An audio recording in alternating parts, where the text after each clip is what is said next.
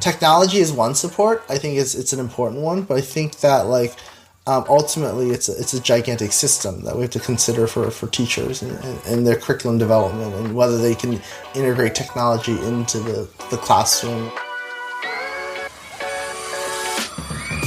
As vozes do professor. أصوات المعلمون. 老師有話兒.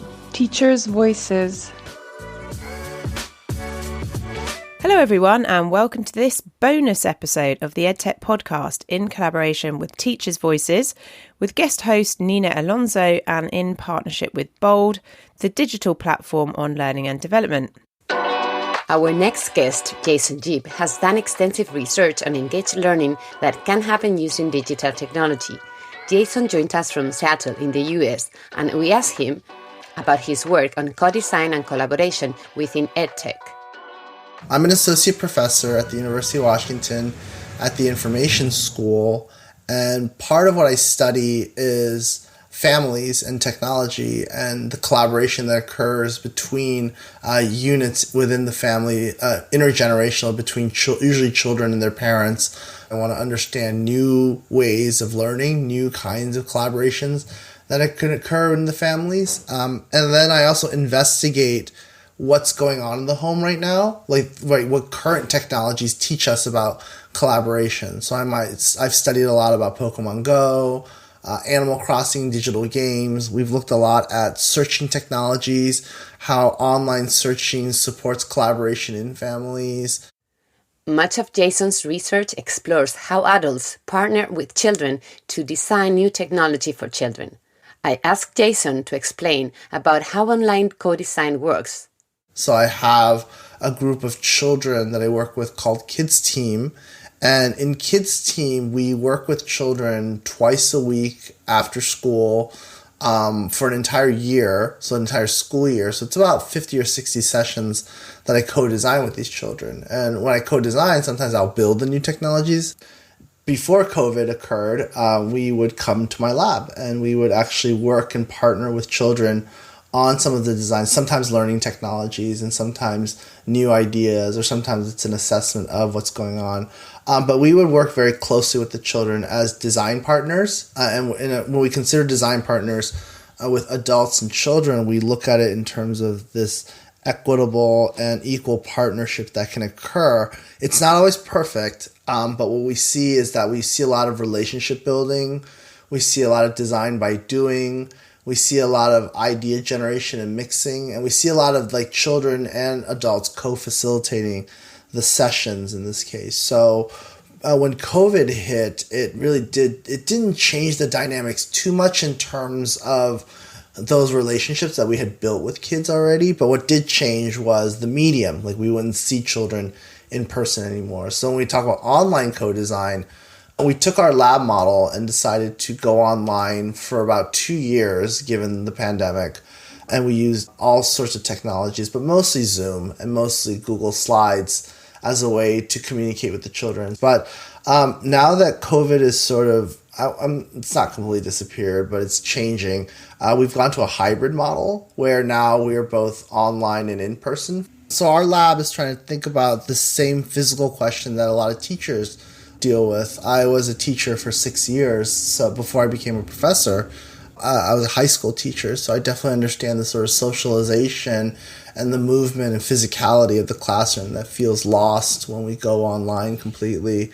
We've been trying to figure out, can we design tools that allow a little bit more physicality when it comes to these interactions? So part of the research that we've been doing with a group of professors at Pratt Institute and the University of Colorado Boulder has been to really understand how little tabletop robots can help us shape in-person interactions. So this is all sort of just pilot, exploratory work, but we've been trying to figure out whether or not we can use little tiny robots that are just that with wheels and lights and sounds. Thanks to the pandemic, remote teaching has become the new normal for so many. Despite its benefits, online learning has presented teachers and families with some challenges, especially around collaboration and physical play. The blending of technology, creative activities, and playful interaction is something that Jason has been researching. Here he is again. We've been trying to change a lot of our techniques online to also include physicality, to also include a lot of children's motions and movements, especially given that sitting down on the chair for an hour, like sometimes we had to say, all right, we're going to we're going to do raise our hands instead of using Zoom like voting. We're going to use like colors. We're going to use different ways to move around. So it's kind of interesting. It's both the design of new products to help people interact online together through physical means, say the robots, but it's also the methods that we use to design those robots and other things as well that had to also end up being more physical in that sense too, even online. I asked Jason about the role of teachers in trying to engage students in working collaboratively with the support of technology.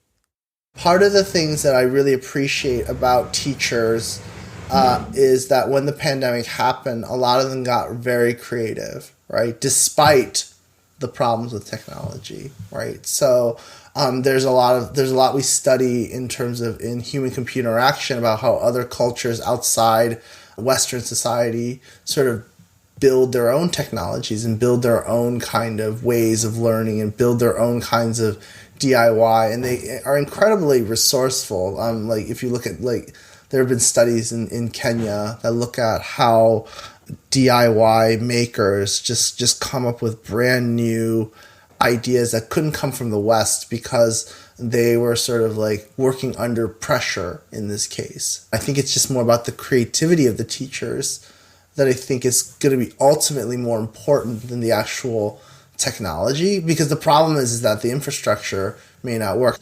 But ultimately, I think it's the designer of the curriculum of what they do that matters more, what they can figure out as well. So I have to give a lot of credit to teachers, and I think really it's going to be about, more importantly, how we train teachers to feel more, or not even train, but even give teachers the ability and permission to be creative with the tools that we give them, in a sense, right? So I think it's kind of all of that. I kind of wish I could say all the technology, we build it, it's going to be great, but that's not what we find. Actually, we find more, it's more about whether teachers have the autonomy to be creative with the technologies that they're given at that point. But oftentimes we don't give teachers enough autonomy. We don't give them enough chance to be creative with what resources they have, whether it's a lot or very little in this case. Thanks to Jason Jeep for his insights. What Jason said about the importance of creating good conditions that allow teachers to be creative with technology in education and make the most of their circumstances and resources is something that our next guest knows well about. Education technology might be an exciting prospect for well-resourced schools with good internet infrastructure. But how can it be harnessed in more challenging teaching environments? To find more about this, Sophia and I spoke with Koen Timmers. Koen is a former teacher, author, researcher, and public speaker who has lots of experience with digital innovation, climate change education, and has funded several global educational projects. We asked him how he went about establishing the foundations for online teaching in the Kakuma refugee camp in Kenya. So the Kakuma refugee camp is the second largest in Africa. It has about 200,000 refugees, and it's people who are being displaced and fled from war and hunger from South Sudan, Burundi, Somalia, and different countries basically in Africa. And the refugees in most cases get food and drinks once a day, and everything is managed by the UN. So it's not by the government from Kenya, but by the UN. It's a secure environment, in contrast to another big camp in Kenya, which is Dadaab, which is not really that secure as Kakuma. Yeah. Schools have 200 students in one classroom. There's big holes in the classroom walls. The teachers are not really trained to teach students. They're just people willing to instruct students, but without decent training. 80% of the teachers didn't have any teacher training, and 80% of the teachers are refugees themselves.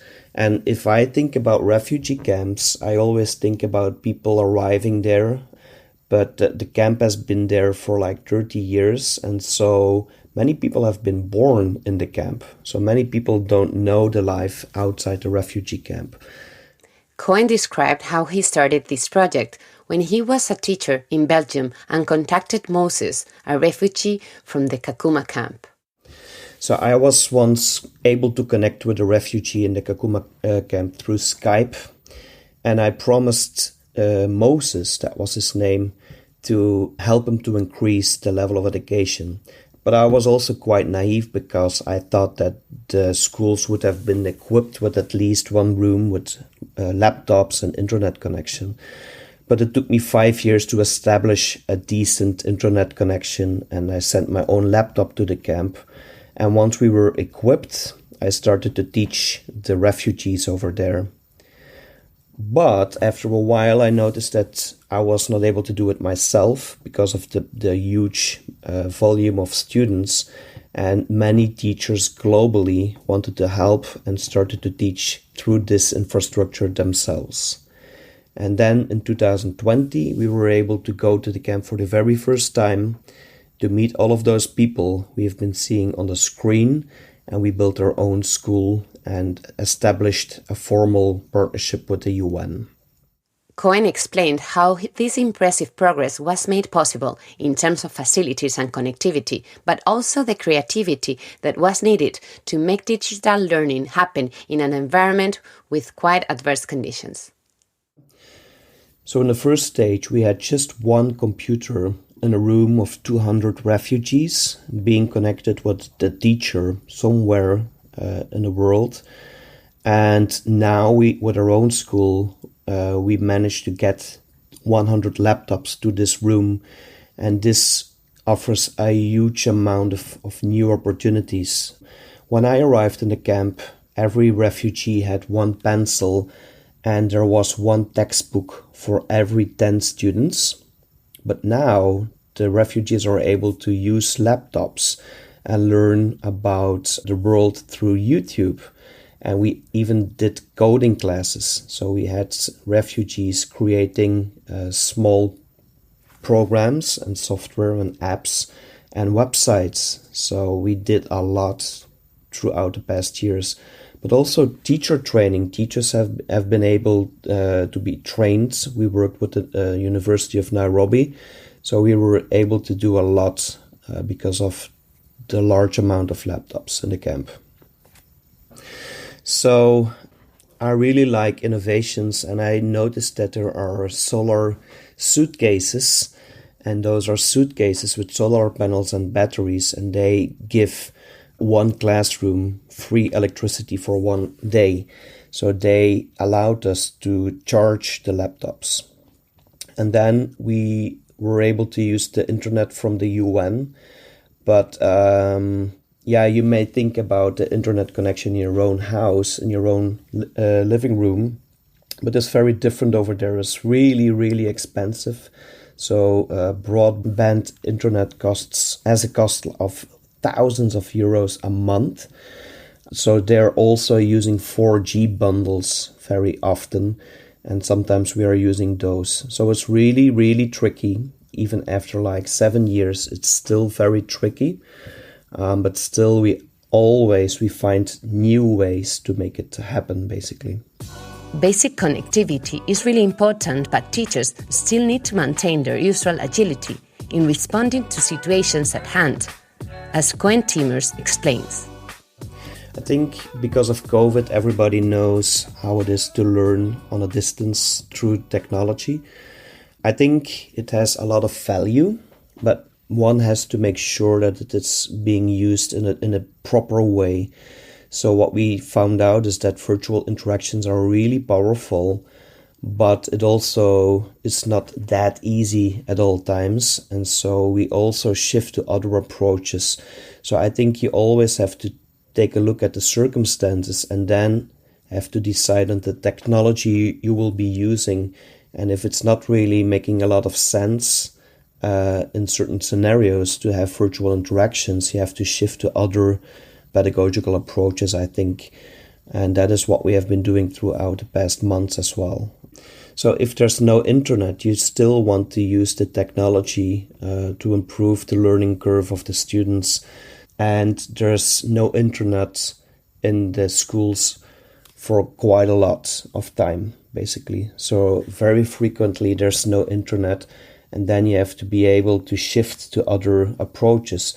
So making sure that the students are able to get to use the laptop. But also we found new technology, which is called the Rachel device, which makes internet connection accessible offline.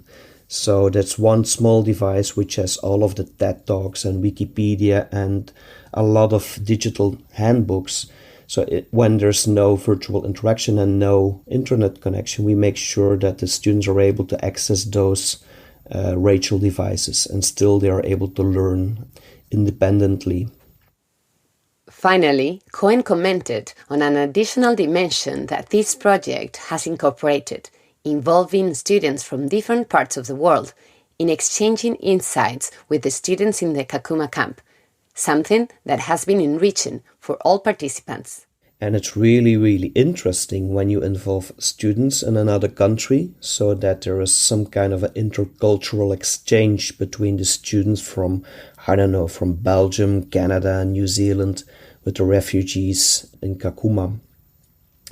And interestingly, so I launched this project to make sure that we give free knowledge to the refugees, but something magic happened there. We noticed that the refugees started to talk about their own lives to students in other countries, and there was a real strong mutual appreciation after those calls, and we noticed that they got a very fair perspective about being a refugee. So this became our best way to fight polarization, because all you know about refugees comes from television and newspapers. But when you are able to have like a direct connection and a chat with the refugees, that really changes your mindset and grows the amount of appreciation for other human beings, basically. Thank you for listening to Teachers' Voices and to the EdTech podcast. If you've enjoyed this episode, you can find more about the teachers featured and all the other guests on bold.expert and on the EdTech Podcast website, which is theedtechpodcast.com, where you'll find all of our show notes. Please don't forget to follow us and engage with us in conversations. Send in your feedback and suggestions by email podcastteachersvoices@gmail.com and theedtechpodcast@gmail.com. I hope you enjoyed this bonus episode. Nina and I had fun putting this together when we met in Bristol. We're back with the next episode immediately, so you can jump across to the EdTech podcast to hear from Maureen Dunn, the neurodiversity lead at Lego Foundation. Have a wonderful week and see you next time. Bye.